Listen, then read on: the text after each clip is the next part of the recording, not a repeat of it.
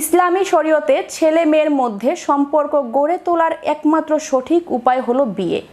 তবে মা বাবার অসম্মতিতে বিয়ে করা ইসলামের দৃষ্টিতে গ্রহণযোগ্য হলেও সামাজিক ও পারিবারিক ক্ষেত্রে তা গ্রহণযোগ্য নয়। বিস্তারিত থাকছে ডেস্ক রিপোর্টে।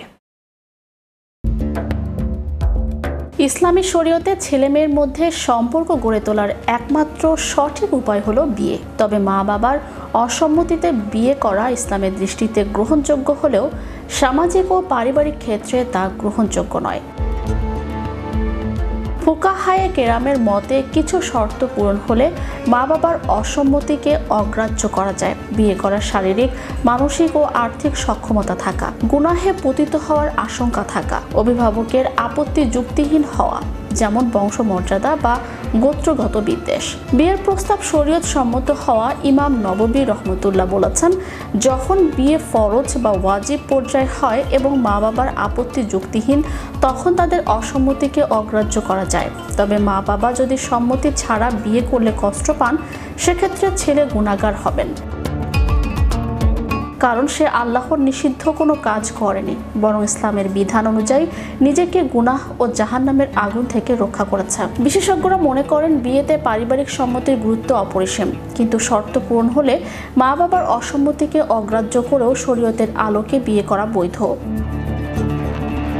ছেলে মেয়ে প্রাপ্তবয়স্ক হলে এবং উত্তম প্রস্তাব পাওয়া গেলে বিয়ে করাতে দেরি করা কিছুতেই উচিত নয়।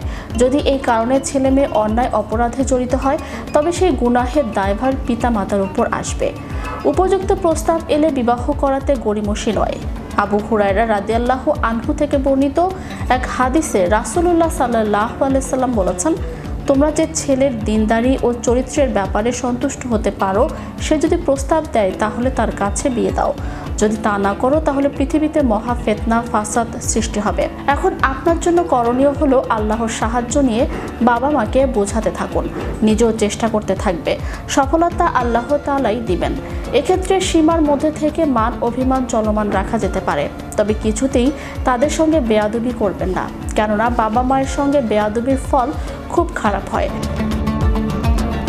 এমনকি বাবা মা অন্যায় করলেও সবর করতে হয়।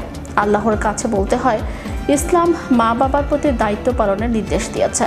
ছেলে যদি সে দায়িত্ব যথাযথ পালন না করে, তবে সে গুনাহগার হবে।